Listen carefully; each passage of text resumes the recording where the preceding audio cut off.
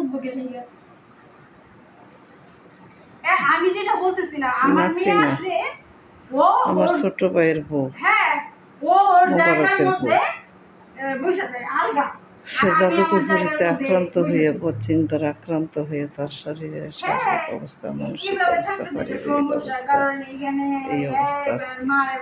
আমি আমার বাচ্চা পাই না, এখানে তো মনের মধ্যে একটা একটা কষ্ট, একটা শাস্তি, একটা হ্যাঁ একটা নির্যাতন, একটা জুলুম, একটা কি বলবো মারিয়ার মা তার মেয়ের কথা বলতেছে। তার মেয়ে এখন মাদ্রাসায় থাকে, মার কাছেও থাকতে পারে না, বাবার কাছেও থাকতে পারে না, সেই কষ্টের কথা বলতেছে।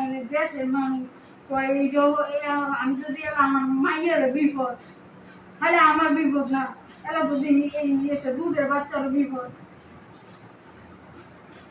মেয়ের কথা চিন্তা করে কথাগুলো বলছে। ভাগ্য না, এটা তো আরেক কি